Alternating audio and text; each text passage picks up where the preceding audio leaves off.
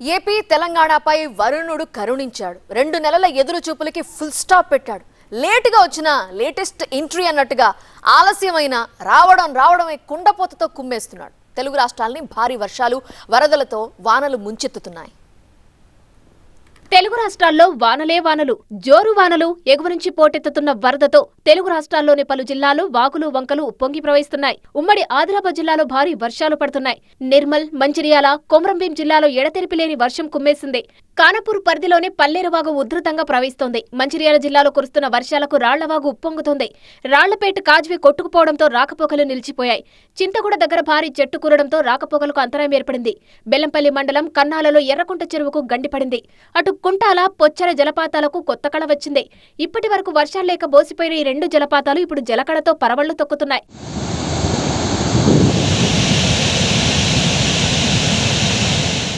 ములుగు, జయశంకర్, భూపాలపల్లి జిల్లాలో విస్తారమైన వర్షాలు పడుతున్నాయి. వాజేడు మండలం చీకుపల్లి, పెద్దగొల్లగూడెం మధ్య జాతీయ రహదారి పనులు జరుగుతుండగా ఇసుకవాగు ఉప్పొంగడంతో తాత్కాలిక డైవర్షన్ రోడ్డు కొట్టుకుపోయింది. తెగిపోయిన డైవర్షన్ రోడ్డును జిల్లా కలెక్టర్, ఎస్పీ పరిశీలించి అధికారులను అప్రమత్తం చేశారు. అటు బొగత జలపాతాలు మహోగ్ర రూపం దాల్చాయి. ఎగువన కురుస్తున్న వర్షాలతో జలపాతాలకు వరద పోటెత్తింది. కాళేశ్వరం పుష్కరఘాట్ మెట్లపై నుంచి వర్షపు నీరు జాలువారుతూ జలపాతాన్ని తలపించింది. భారీ వర్షాలతో జగిత్యాల జిల్లా మెట్పల్లికి వరద పోటెత్తింది. మెట్పల్లి ప్రాథమిక పాఠశాల జలమయమైంది. వెంకటాద్రి నగర్, గోవిందుపల్లె బ్రిడ్జిపై వరద భారీగా ప్రవహిస్తుండటంతో విద్యార్థులను, ప్రజలను జేసీబీ సాయంతో తరలించారు. మెదక్ జిల్లా దూప్ సింగ్ తండా శివారుల్లో గంగమ్మ వాగు ఉప్పొంగి రాకపోకలు నిలిచిపోయాయి. నిజామాబాద్ జిల్లాలోనూ వాగులు వంకలు పొంగి ప్రవహిస్తున్నాయి. తీగల వాగులోకి భారీగా వరద చేరడంతో ఉగ్రరూపం దాల్చుతోంది.